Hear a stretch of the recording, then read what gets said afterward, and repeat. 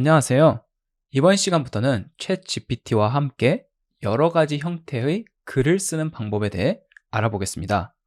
이메일부터 시작해서 한 페이지짜리 짧은 글, 두세 페이지짜리 리포트, 다섯, 여섯 페이지짜리 페이퍼까지 써볼 예정이니 한번 잘 봐주시고 여러분의 학업 생활에 도움이 될 수 있도록 챗GPT를 잘 활용해 주시면 너무 좋겠습니다. 시작에 앞서 1강을 보지 않으신 분들은 한번 보고 오시길 추천합니다.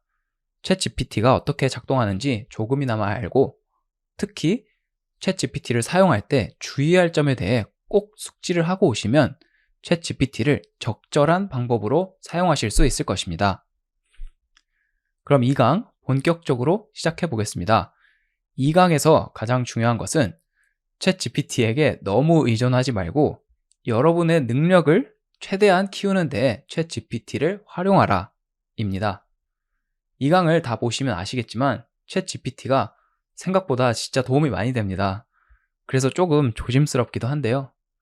챗GPT가 이메일을 쓰는 것도 잘 도와주고 여러 가지 형태의 글을 쓸 때도 도움을 되게 많이 주거든요. 그래서 자칫 잘못하면 여러분들께 미션이 주어질 때마다 일단 챗GPT에게 물어보고 시작하자 모드가 되실 수 있는데 그럼 안 됩니다. 일단 대학교 교수님들이 저를 싫어하시게 될 수도 있고 여러분들의 능력 향상에도 그리 도움이 안 되기 때문입니다.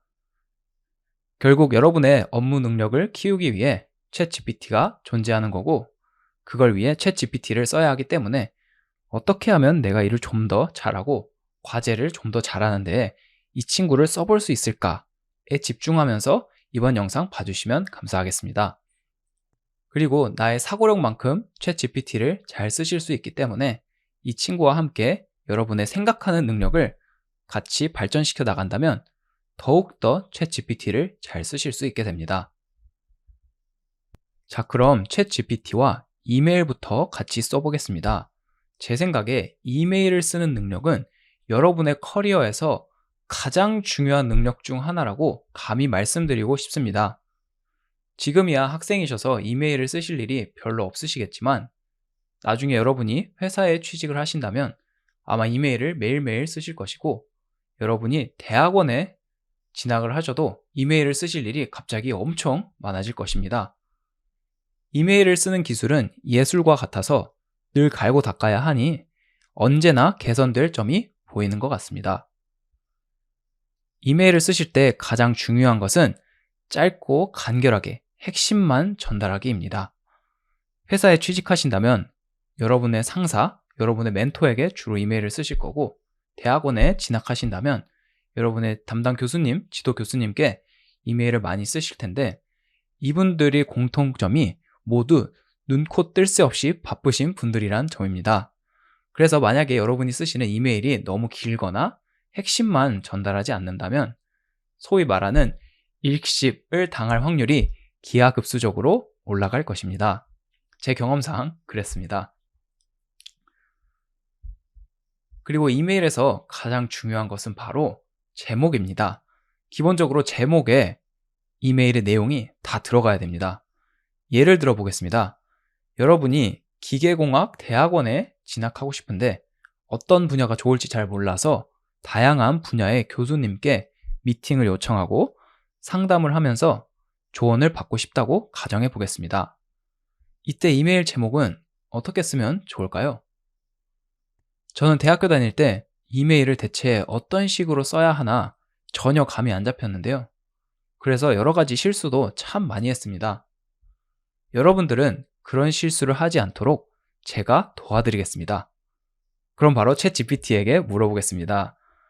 저번 시간에도 언급했지만 챗GPT에게 일단 역할을 부여하고 최대한 자세하고 구구절절하게 얘기하는 게 좋습니다. 너가 세계 최고의 대학생이라고 가정해보자. 기계공학 대학원에 진학하고 싶은데 어떤 분야를 공부하면 좋을지 잘 모르겠어. 그래서 기계공학 내 다양한 분야에 종사하고 계신 교수님들께 미팅을 요청하고 상담을 받고 싶어. 이메일을 보내서 미팅을 잡고 싶은데 이메일 제목은 뭐로 하면 좋을까? 최대한 간결하고 공손한 톤으로 제목 몇 개 지어줘.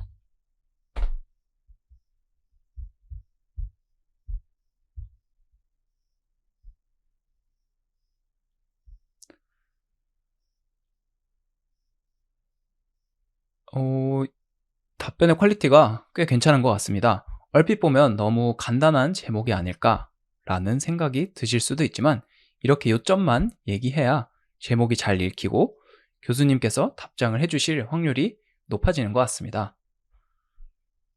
교수님들은 여러분들을 가르치시는 것뿐만 아니라 연구도 해야 되고 제자들도 양성하셔야 되기 때문에 보통 잠도 잘 못 주무실 정도로 바쁘신 분들이 많습니다. 그래서 꼭 요점만 이메일에 적으시길 추천합니다. 저는 3번 제목에서 기계공학대학원 진로에 관한 미팅을 요청합니다 보다는 기계공학대학원 진로에 관한 미팅을 요청드립니다. 좀 더 공손한 톤으로 제목을 완성할 것 같습니다. 그럼 제일 중요한 제목을 해결했으니 이제 메일 안에 어떤 내용이 들어갈지 제가 챗GPT에게 물어봤습니다. 좋다. 메일 내용은 어떤 것들을 적으면 좋을까? 이번에도 최대한 간결하게 요점만 짧게 적어줘 라고 물어봤습니다. 그랬더니 챗GPT가 이메일 템플릿을 줬습니다. 여기서 중요한 건 이 템플릿을 그대로 복사 붙여넣기 해서 쓰는 게 아니라 여러분의 스타일에 맞게 잘 바꿔서 쓰시는 걸 추천합니다. 왜냐하면 교수님들은 이런 류의 이메일을 하루에도 몇 통씩 받으시는 분들이기 때문에 너무 챗GPT가 쓴 게 티가 나면 안 되고 여러분의 스타일에 맞게 꼭 바꿔서 쓰시길 추천합니다. 그럼 이제 이메일을 한번 보겠습니다. 일단 자기소개, 인사 들어가는 건 좋은 것 같고 기계공학 분야에 대한 큰 관심을 가지고 있다는 내용도 괜찮은 것 같습니다. 그리고 학업 및 연구 경험 또는 프로젝트 등을 간략히 언급. 이거는 넣어도 되고 안 넣어도 되는데 저는 넣지 않을 것 같습니다. 그리고 한 가지 좀 더 리서치를 하자면 이 이메일을 받으시는 교수님이 어떤 분야의 전문가이신지 리서치를 좀 하시고 이 이메일 안에 녹여내시는 것을 추천합니다. 그리고 그 분야에 관련된 조언을 듣고 싶다고 하시면 아마 교수님들도 좀 더 흥미를 가지시지 않을까 생각합니다.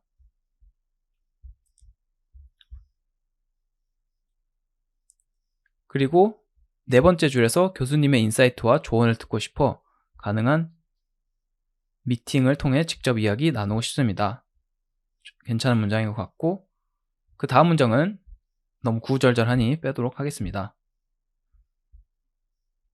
그리고 가능하신 날짜와 시간을 알려주시면 제 스케줄에 맞춰서 조정하도록 하겠습니다. 이것도 교수님의 스케줄에 맞춘다는 내용이므로 괜찮은 것 같습니다. 그리고 이메일 또는 전화로 연락 주시면 감사하겠습니다. 이것도 빼도 되는 내용인 것 같습니다. 교수님 아마 이메일로 바로 답장을 하실 거기 때문입니다. 그리고 시간 내주셔서 감사드리고 좋은 하루 보내십시오. 아니면 시간 내주셔서 감사드립니다. 이렇게 딱 끝낼 것 같습니다. 그리고 여러분의 이름, 누구누구 드림 이렇게만 할 것 같고 최선의 인사, 이거 영어를 번역한 거라서 조금 어색하게 들리는데 이것도 역시 빼면 좋을 것 같습니다. 이렇게 쓰면 간결하고 좋은 이메일인 것 같습니다. 여러분이 이렇게 이메일을 잘 보내시면 모르는 학생이 보내는 첫 이메일에 교수님이 답장을 하실 확률은 아마 한 50%도 안 될 것입니다. 그 정도로 교수님들은 바쁘신 분들입니다. 그러면 이제 우리는 어떻게 하면 좋을까요? 바로 리마인더 이메일을 보내는 것입니다. 챗GPT에게 물어보겠습니다.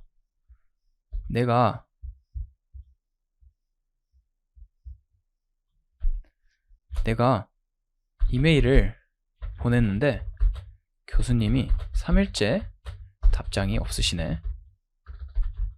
미팅 요청을 다시 한번 드리고 기계공학대학원 진학 관련 상담을 받고 싶은데 최대한 공손하고 간결하게 보내고 싶어.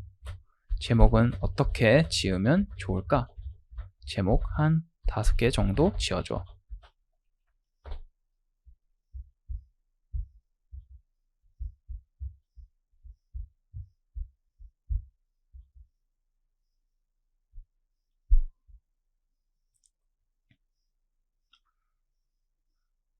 이번에는 딱히 마음에 드는 제목은 없지만 제 생각에 2번 제목을 조금 바꿔서 쓸 수 있을 것 같습니다.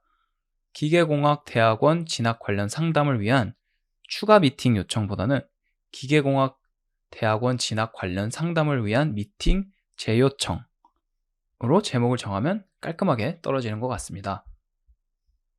그럼 이제 이메일 내용도 적어달라고 해보겠습니다. 오, 좋다.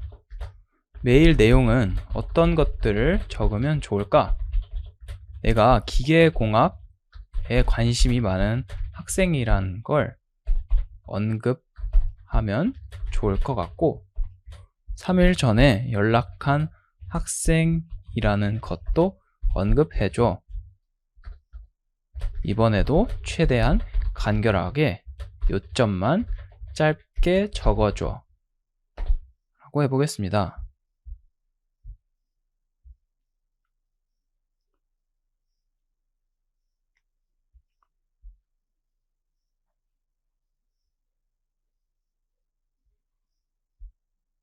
네, 이 이메일 내용도 나쁘진 않은데 저희가 좀 바꿔야 될 것 같습니다. 일단 교수님에게 인사를 하는 내용 괜찮고 저는 기계공학에 관심을 갖고 있는 누구누구입니다. 또 괜찮은 것 같습니다. 그리고 다음 문장은 너무 구구절절하니까 빼면 좋을 것 같습니다. 3일 전에 미팅 요청 이메일을 보냈으나 아직 답변을 받지 못해서 다시 연락을 드리게 되었습니다. 이렇게 쓰면 좋을 것 같습니다. 그 다음 문장 역시 좀 구구절절해서 빼는 게 좋을 것 같습니다. 그리고 그 다음 문장에 기계공학 대학원 진학 상담 관련 교수님과 이야기를 나누고 싶어 가능하신 날짜와 시간을 알려주시면 직접 찾아뵙고 싶습니다 정도로 얘기를 하면 좋을 것 같습니다. 그리고 감사합니다. 좋은 하루 되십시오. 누구누구누구 드림. 최선의 인사는 빼도록 하겠습니다. 이런 식으로 이메일을 보내면 좋을 것 같습니다. 어떠신가요? 저는 학부 때 이메일을 많이 써본 적이 없어서 참 시행착오를 많이 겪었는데 챗GPT를 잘 사용하시면 괜찮은 템플릿을 바탕으로 여러분만의 이메일 스타일을 만들어서 교수님께 이메일을 보낼 수 있습니다. 참, 여태까지 했던 내용들 영어로도 가능합니다. 예를 들어 보겠습니다. UC 샌디에고 대학교에 케빈이라는 교수님이 있는데 이분이 컴퓨터 비전 쪽 전문가야. 내가 이분 밑에서 박사 과정을 하고 싶어서 이분과의 15분 줌 미팅을 요청드리고 싶은데 최대한 간결하고 예의 바르게 이메일을 쓰고 싶어. 이메일 제목은 뭐로 하면 좋을까? 한 5가지 알려줘. 이렇게 물어보겠습니다.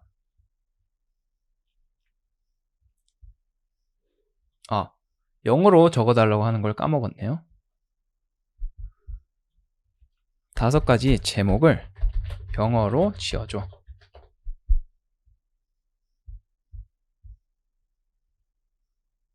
다섯 번째 제목이 괜찮은 것 같습니다. Meeting request from PhD applicant in UCSD's Computer Vision Program. 나는 이 학교의 컴퓨터 비전 프로그램에 관심이 있고 교수님께 미팅을 요청드립니다. 이 2가지 내용이 다 들어간 제목이기 때문입니다. 그럼 이제 챗GPT에게 내용도 적어달라고 해보겠습니다. 나는 5번째 제목이 마음에 들어. 이걸로 할게. 그에 맞는 이메일 내용도 간략하게 적어줄래? 영어로 물어보겠습니다.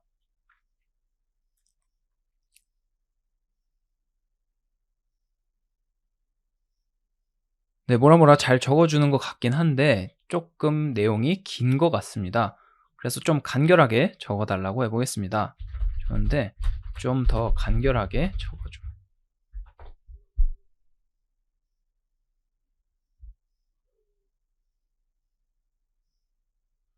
네, 이 내용을 조금 바꿔서 쓰면 될 것 같습니다. 일단 제목은 우리가 아까 지었던 제목이고, 교수님의 성함, 그리고 자기소개, 간단한 자기소개 괜찮은 것 같습니다. 그리고 15분 줌 미팅을 부탁하는 문장도 깔끔하니 괜찮은 것 같습니다.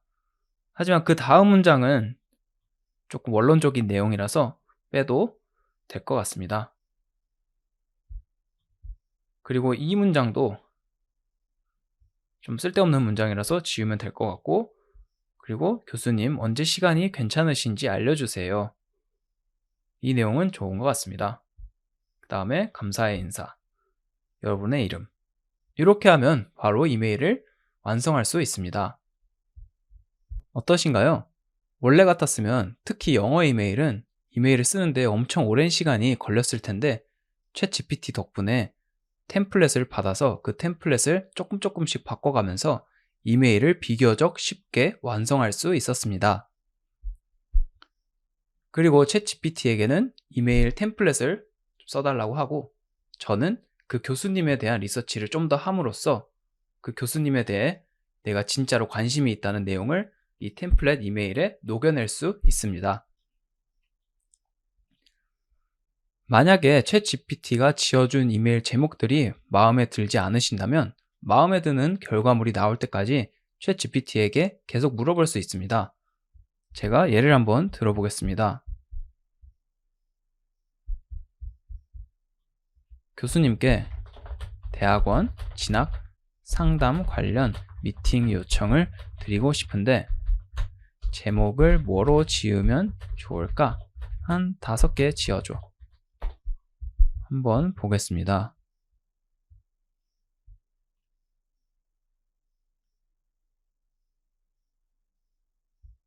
이메일이라는 내용을 쓰지 않아서 지금 챗 GPT가 약간 헷갈려 하는 것 같습니다. 그래서 이메일을 보내려고 해를 추가해 보겠습니다.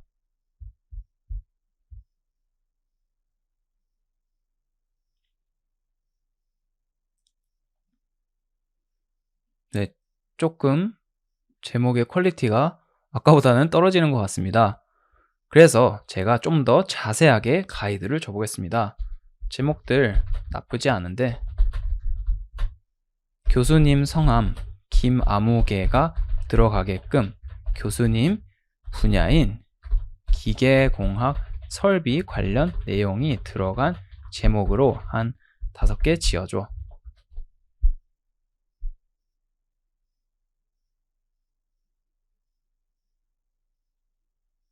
네, 이렇게 하면 훨씬 더 퀄리티 있는 제목들을 뽑아내실 수 있습니다.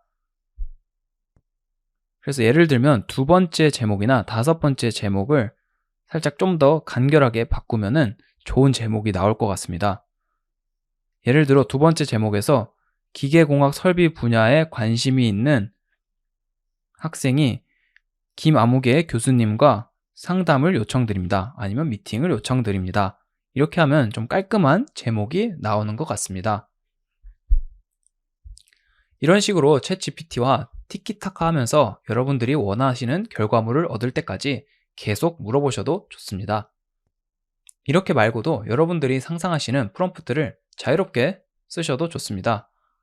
어떤 교수님 성함이 들어가는 이메일 제목, 그리고 나의 구체적인 요청이 간곡하게 전달되는 제목들로 5개 지어줘. 이런 식으로 여러분들이 자유롭게 프롬프트를 만드시면 좋을 것 같습니다. 그리고 재밌는 건 우리가 여태 해온 순서와 반대로도 가능합니다. 일단 메일 내용을 적으신 다음에 챗 GPT에게 메일 내용을 보여주고 메일 내용에 맞는 적절한 제목을 지어달라고도 할 수 있습니다. 제가 쓴 이메일을 하나 보여드리겠습니다.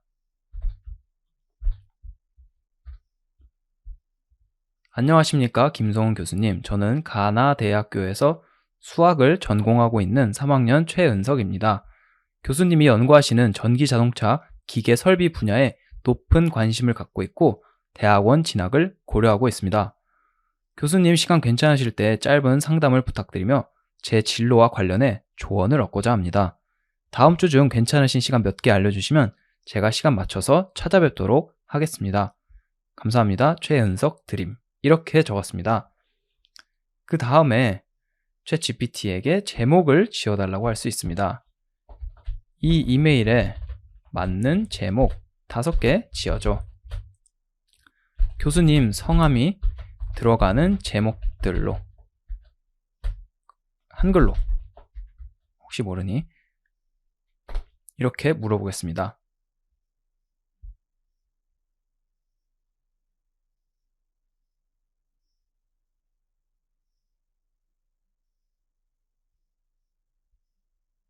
네, 첫 번째, 두 번째 제목이 괜찮은 것 같고 저는 두 번째 제목을 조금 바꿔서 쓰면 될 것 같습니다. 최은석 학생의 전기자동차 기계 설비 관련 대학원 진로에 관한 상담 요청. 이렇게 하면 첫 번째 이메일 제목과 두 번째 이메일 제목을 합쳐서 좋은 이메일 제목을 만들 수 있습니다. 대학원 관련 진로 상담뿐만 아니라 과제 관련 궁금한 점, 학업 관련 궁금한 점 역시 이런 식으로 챗GPT를 통해 이메일을 작성하시고 도움을 얻으시면 됩니다. 제목이 제일 중요하기 때문에 챗GPT와 함께 간결한 제목을 작성하시고 이메일 내용에 어떤 것들이 들어가면 좋을지 챗GPT에게 물어본 후 여러분의 글 스타일에 맞게 내용을 최대한 간결하게 적어서 보내시면 됩니다. 여러분이 회사에 취직하셔도 마찬가지입니다. 뭔가 요청할 내용이 있으면 챗GPT와 함께 머리를 쥐어 짜내서 제목을 지으시고 그 제목에 맞게 메일 내용도 챗GPT에게 부탁하고 여러분의 터치가 들어간 이메일 내용을 적어서 여러분의 상사나 멘토, 동료들에게 보내시면 됩니다. 이번에는 챗GPT와 함께 한 페이지짜리 짧은 글을 써보겠습니다. 자, 여러분은 한창 이것에 관심이 많을 나이이니 이것에 관해 짧은 글을 써보겠습니다. 바로 사랑에 관련된 글인데요. 제가 찾아보니 사랑과 관련된 교양 수업들이 진짜 있더라고요. 교수님께서 진정한 사랑은 무엇인가? 한 페이지짜리 글을 써오세요 라는 숙제를 내주셨다고 가정해 보겠습니다. 일단 챗GPT에게 무작정 물어보기 전에 저와 함께 생각해 보시면 좋을 것 같습니다. 저는 당장 떠오르는 단어들은 진정한 사랑은 대가를 바라지 않고 누군가에게 헌신하는 것, 서로 가장 힘들고 기쁠 때 같이 있어주고 위로해주는 것, 서로에게 최고의 모습을 이끌어내주는 것. 뭐 딱히 멋있는 말이 떠오르진 않고 이런 것들이 떠오르고 있습니다. 그럼 이제 챗GPT에게 물어보겠습니다. 진정한 사랑은 뭘까? 나는 대가를 바라지 않고 누군가에게 헌신하는 것, 서로 가장 힘들고 기쁠 때 같이 있어주고 위로해주는 것, 서로에게 최고의 모습을 이끌어내주는 것이라고 생각해. 한 페이지짜리 글로 썼으면 하는데 초고 부탁해. 이렇게 물어보겠습니다.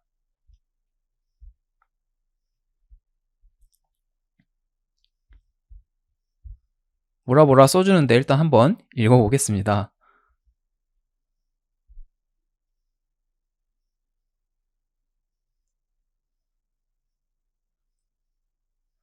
여기서 챗GPT가 제가 말했던 진정한 사랑에 관한 내용들을 잘 녹여내서 글을 써줬다는 점 혹시 캐치하셨나요? 아까 이메일 예시처럼 제가 이렇게 조금 세세하게 가이드를 줬더니 그에 맞춰서 꽤 멋있는 글을 만들어냈습니다. 그럼 번외편 한번 부탁해 보겠습니다. 번외편은 글 좋은데 좀 느끼해. 좀 더 담백한 버전으로 한 페이지짜리 글 완성해줘.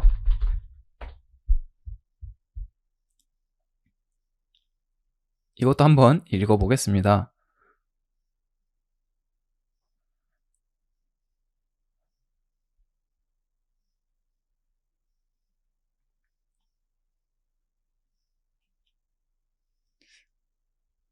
왠지 좀 더 담백한 느낌이 나는 글인 것 같습니다. 어떠신가요? 저는 사실 느끼한 버전, 담백한 버전 다 좋은 것 같습니다.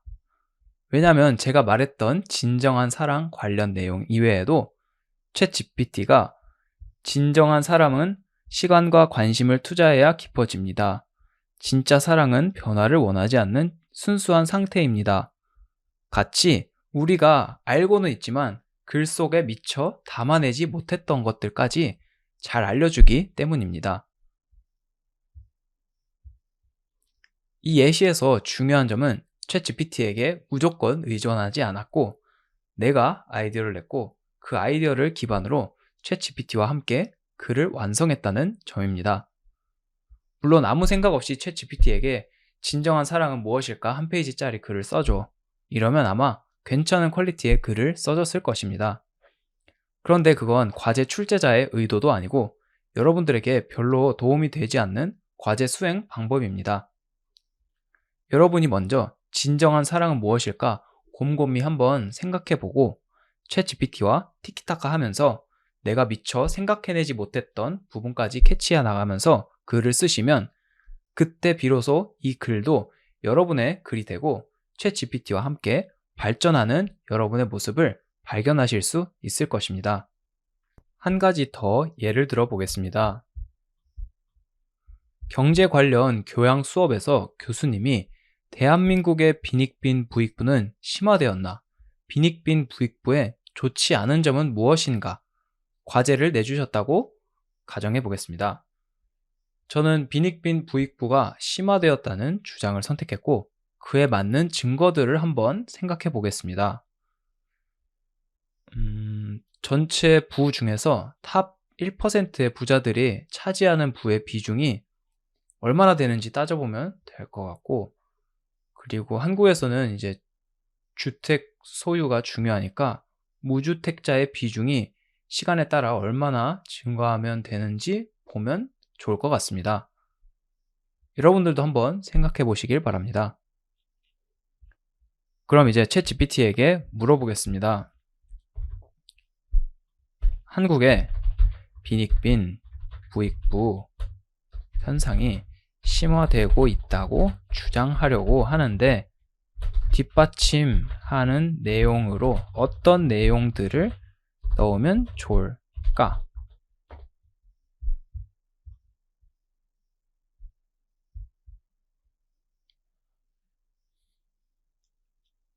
쭉 한번 읽어보겠습니다.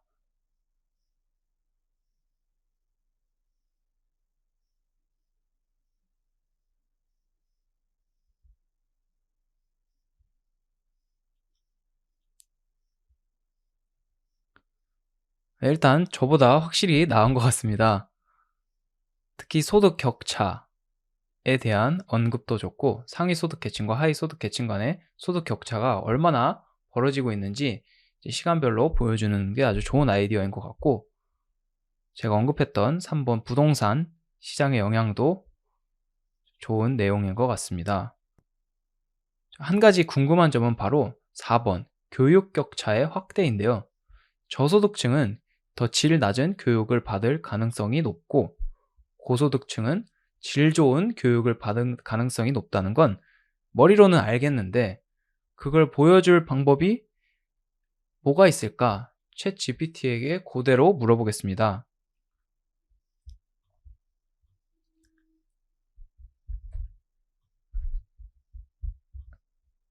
저소득층은 질 낮은 교육을 받을 가능성이 높고 아까 했던 말을 그대로 한번 물어보겠습니다.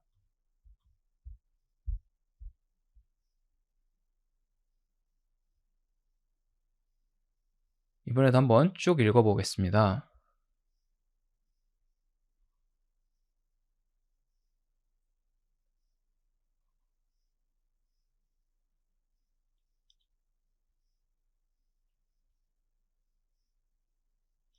아, 그러네요. 5번 대학 진학률 같은 교육 통계나 1번 나 언급했던 교육 예산, 교육에 얼마나 투자하는지에 대한 비용,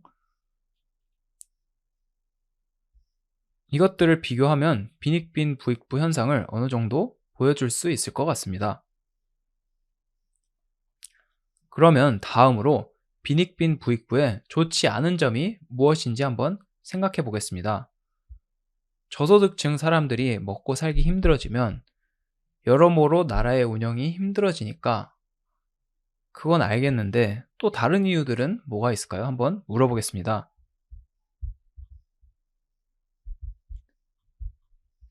빈익빈 부익부의 좋지 않은 점은 뭐가 있을까? 구체적으로 몇 가지 알려줘.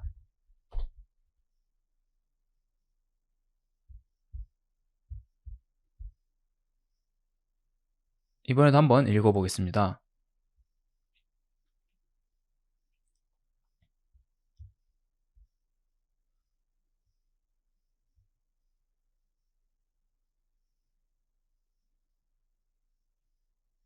특히 1번과 5번 내용이 되게 좋은 것 같습니다.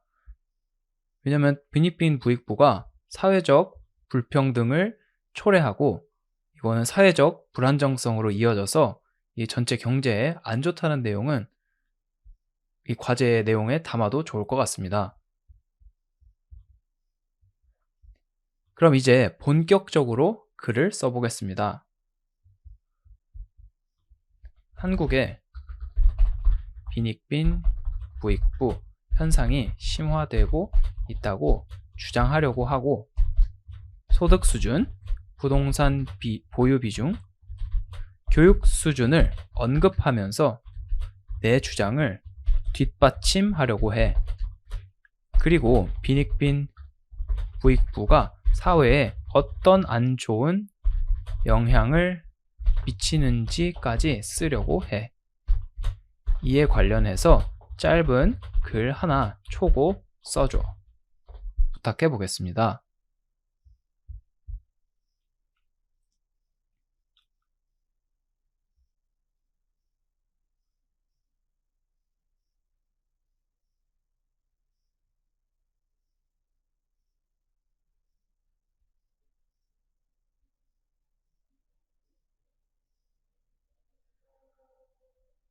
네, 일단 글 내용 자체는 좋은 것 같은데 조금 글의 구조가 약간 왔다 갔다 하는 것 같아가지고 제가 조금 더 구체적으로 가이드를 줘야 할 것 같습니다. 첫 번째 문단은 한국의 빈익빈 부익부 현상에 대한 인트로, 두 번째 문단은 소득 수준 격차에 관한 내용, 세 번째 문단은 부동산 보유 비중에 관한 내용, 네 번째 문단은 교육 수준의 격차를 얘기하고 싶어. 그리고 다섯 번째 문단은 빈익빈 부익부가 사회에 미치는 안 좋은 영향에 대해 얘기하려고 해. 이 형식으로 글을 다시 써줘.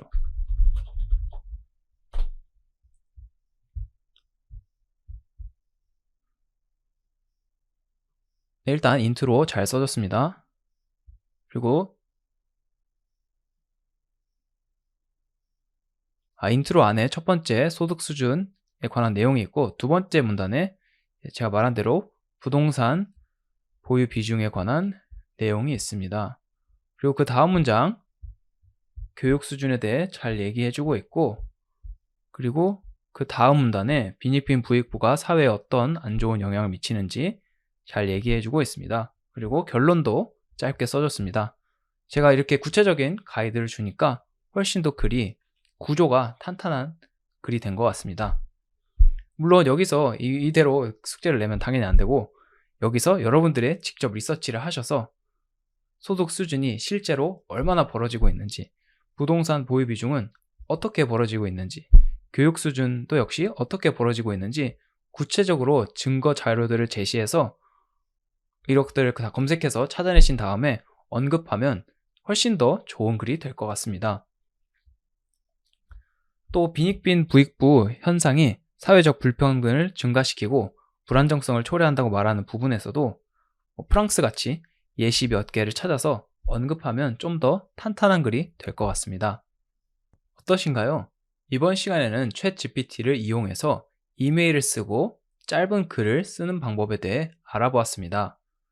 중요한 점은 챗 GPT에게 필요한 내용을 자세하게 알려주고 챗 GPT가 알려주는 가이드를 토대로 이걸 그냥 복사 붙여넣기 하시면 안 되고 여러분만의 스타일이 꼭 묻어나게끔 글을 쓰셔야 한다는 점입니다. 그리고 결국 어떤 제목을 쓸 건지, 어떤 내용을 쓸 건지는 여러분이 결정을 내리는 거기 때문에 여러분의 글쓰기 실력을 향상시키고 저와 함께 챗 GPT를 쓰는 법을 자세히 배우신다면 여러분과 AI의 시너지가 굉장할 것으로 기대합니다. 챗 GPT를 통해 여러분이 AI에게 의존하는 게 아니라 AI를 여러분의 실력을 향상시키는 하나의 툴로 사용해 주시면 좋을 것 같습니다. 다음 시간에는 챗 GPT를 이용해서 좀 더 긴 글, 리포트 같은 좀 더 긴 글을 작성하는 방법을 자세히 알아보겠습니다. 오늘도 끝까지 봐주셔서 감사하고 수고 많으셨습니다. 감사합니다.